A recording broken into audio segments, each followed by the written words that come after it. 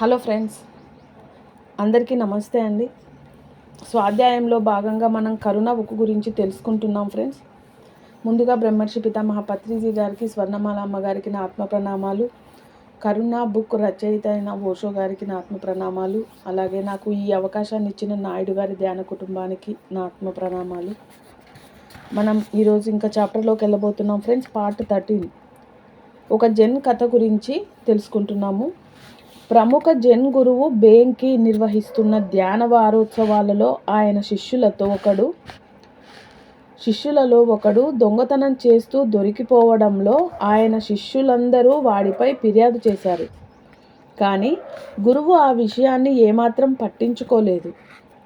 తరువాత వాడు మళ్ళీ దొంగతనం చేస్తూ దొరికిపోవడంతో ఈ దొంగను మీరు వెంటనే బహిష్కరించకపోతే మేమంతా ఇక్కడి నుంచి ఇప్పుడే వెళ్ళిపోతాము అంటూ శిష్యులందరూ గురువుతో అన్నారు. వెంటనే గురువు వారితో, మీరందరూ చాలా తెలివైన వారు. ఎందుకంటే ఏది తప్పో ఏది ఒప్పో మీకు తెలుసు, కానీ వీడికి తెలియదు. కాబట్టి వీడిని నేను ఇక్కడే ఉంచుకుంటాను. ఎందుకంటే వీడికి మంచి చెడులు నేను చెప్పకపోతే ఇంకెవరు చెప్తారు? కాబట్టి ఒకవేళ మీకు ఇక్కడ నచ్చకపోతే వేరే ఎక్కడికైనా వెళ్ళి చదువుకోండి అన్నారు గురువు. ఆ మాట విన్న శిష్యులు వెంటనే దొంగతనం చేసిన శిష్యుడి చెంపలు కన్నీటి ధారతో తడిసిపోయాయి. దొంగతనం చెయ్యాలనే భావన వాడి మనసు నుంచి పూర్తిగా అదృశ్యమైపోయింది. ఈ కథను మనం మరింత విశ్లేషణాత్మకంగా పరిశీలించుకుందాం. ఇలాంటి దొంగలు అన్ని చోట్ల ఉంటారు. ఎందుకంటే మనిషి ఎప్పుడూ డబ్బు మనిషే. దోచుకున్న మనిషికి పెద్ద తేడా ఏమీ ఉండదు. ఇద్దరు దొంగలే, ఎందుకంటే ఇద్దరు డబ్బుల మనుషులే కాబట్టి. ప్రపంచంలో 2 రకాల దొంగలు ఉన్నారు. రాజ్యం చేత చట్టపరంగా అధికారికంగా గుర్తించబడిన, అనుమతి పొందిన, మంజూరు చేయబడిన, నమోదు చేయబడిన గౌరవనీయులైన దొంగలు ఒక రకమైతే, ఎలాంటి సౌకర్యము ఏమాత్రం లేని అక్రమ దొంగతనాలు చేసే చట్టవిరుద్ధమైన దొంగలు రెండవ రకం. మొదటి రకం దొంగలు చాలా తెలివిగా నిబంధనలను అతిక్రమిస్తూ చట్టాలకు దొరకకుండా దొంగతనాలు చేస్తూ ఉంటారు. అలాంటి చట్టపరమైన దొంగలను సమాజం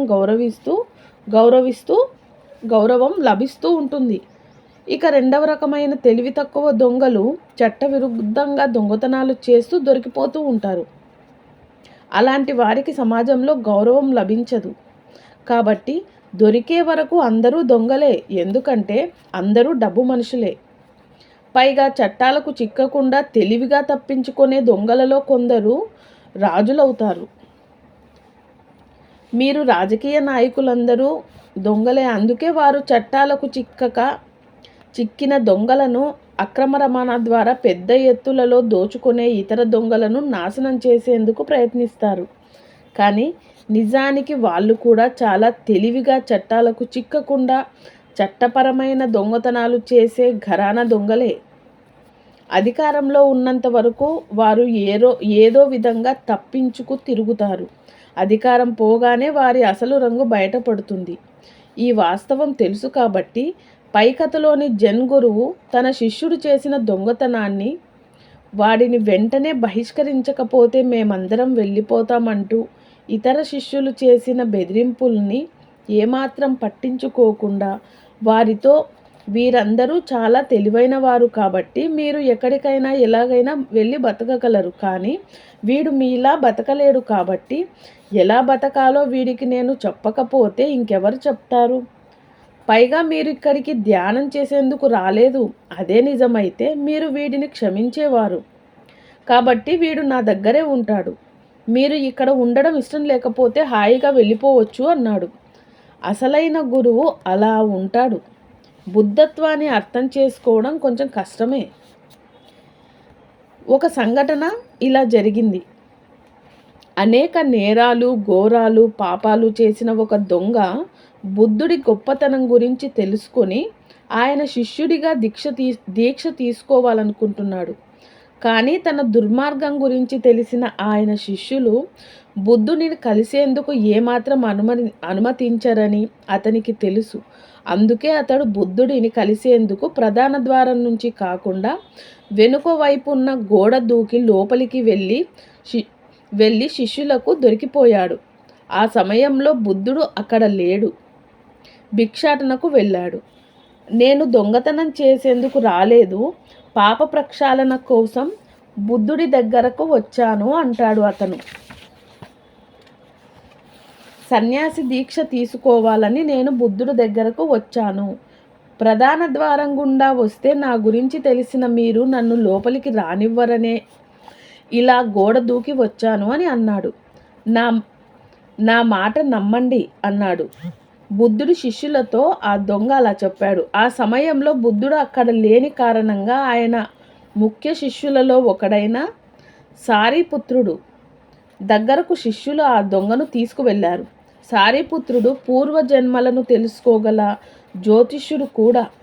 అందుకే శిష్యులు ఆ గజ దొంగ గురించి ఆయనకు వివరంగా చెప్పి, సన్యాస దీక్షకు ఇతడు పనికొస్తాడో లేదో మీరే తేల్చాలి అన్నారు.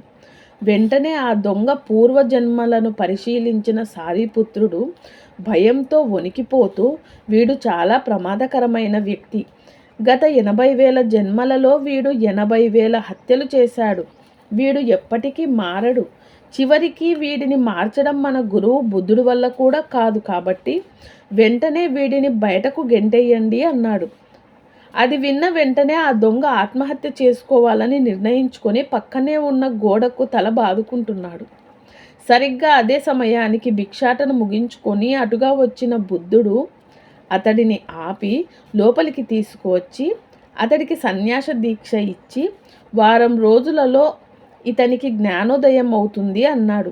వెంటనే సారీపుత్రుడు బుద్ధుడితో, ఇదేమిటి మహాత్మా, నేను నేర్చుకున్న జ్యోతిష్య శాస్త్రం, దాని ద్వారా నేను సాధించిన దివ్య దృష్టి ఎందుకు పనికి రానట్లేనా?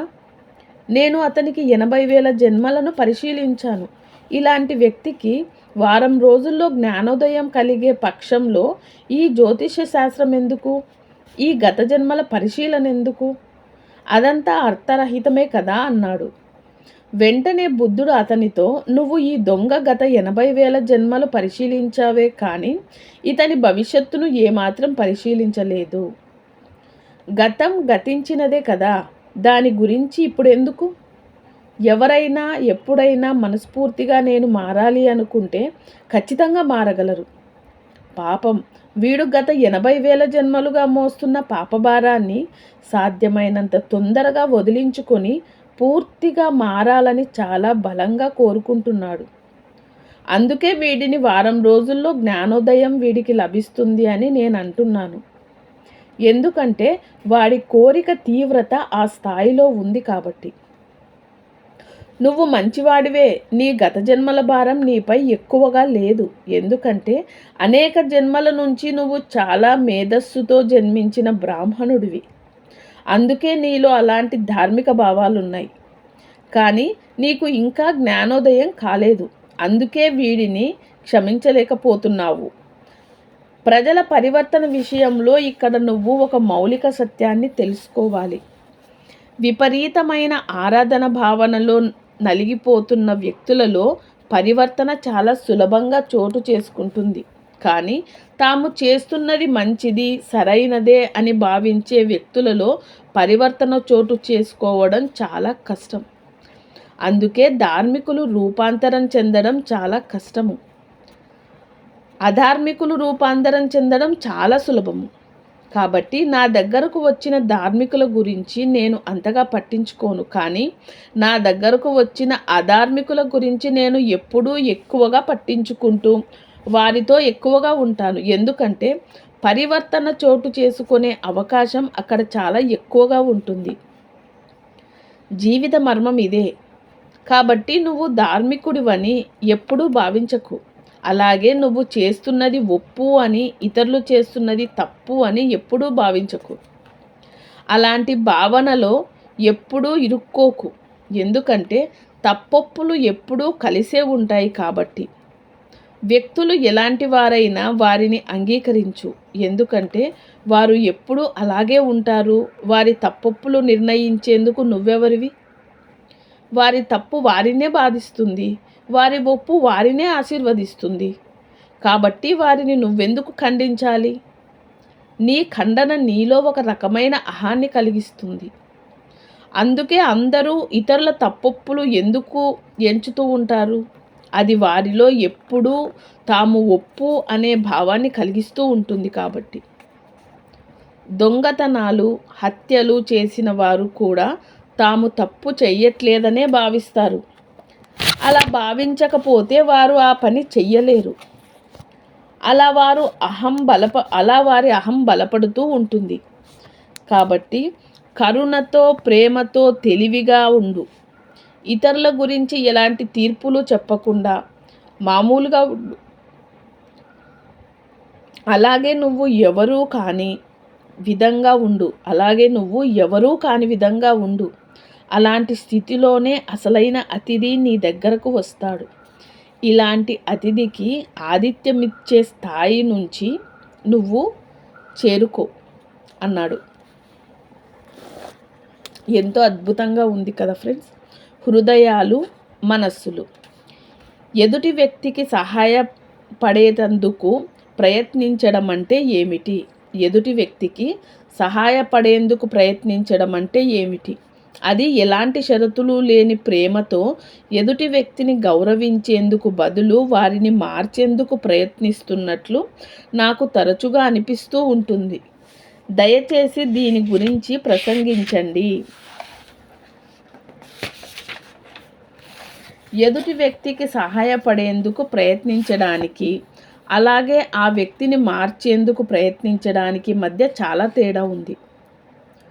ఎదుటి వ్యక్తికి సహాయపడేందుకు మీరు ప్రయత్నిస్తున్నారంటే అర్థం ఈ వ్యక్తిని మీరు అలాగే ఉండనిస్తూ అతనికి కావలసినది మీరు ఇచ్చేందుకు ప్రయత్నించడమే కానీ అతనిని మార్చేందుకు మీరు ప్రయత్నిస్తున్నట్లు కాదు. కానీ ఎదుటి వ్యక్తిని మీరు మార్చేందుకు ప్రయత్నిస్తున్నారంటే అర్థం ఆ వ్యక్తిని మీరు మీ భావనకు తగినట్లుగా, మీకు నకలుగా, ఇంకా చెప్పాలంటే ఒక రకమైన భావజాలంలో ఇరుక్కుపోయిన మీరు ఆ వ్యక్తిని మీ భావానికి తగినట్లుగా మార్చేందుకు ప్రయత్నిస్తున్నారు అని అర్థం. అంతేకాని ఆ వ్యక్తిపై మీకు ఎలాంటి ఆసక్తి లేదు. మీకు ఒక రకమైన ఆదర్శంతో కూడిన స్థిరమైన భావజాలం ఉంది. అందుకే మీరు మీ భావజాలానికి తగినట్లు ఆ వ్యక్తిని మార్చేందుకు మీరు ప్రయత్నిస్తారు. ఎందుకంటే మీ భావజాలం మీకు ముఖ్యం కానీ ఎదుటి మనిషి మీకు ఏమాత్రం ముఖ్యం కాదు. నిజానికి ఏదో ఒక భావజాలానికి తగినట్లుగా ఎదుటి వ్యక్తిని మార్చేందుకు ప్రయత్నించడమే అనేది ఆ వ్యక్తికి చాలా దురుసుగా, చాలా హింసాత్మకంగా నాశనం చేసేందుకు చేసే ప్రయత్నం అవుతుందే కానీ అది ప్రేమ కాదు, కరుణ అంతకన్నా కాదు. కరుణ ఎప్పుడూ ఎదుటి వ్యక్తికి యథాతథంగా ఉండేందుకు అంగీకరిస్తుంది. ఎందుకంటే అది కేవలం ఎలాంటి భావజాలం లేని వాతావరణం కలిగి ఉంటుందే కానీ ఎలాంటి దిశానిర్దేశము చెయ్యదు. అది కేవలం మీకు శక్తినిస్తుంది అంతే. అప్పుడే మీలోని విత్తనం దాని సహజత్వానికి తగినట్లుగా మొలకెత్తడం, మీరు మరింత ముందుకెళ్ళడం జరుగుతుంది. అంతేకాని మిమ్మల్ని ఎవ్వరూ ఏ విషయంలోనూ ఏమాత్రము బలవంతం పెట్టరు.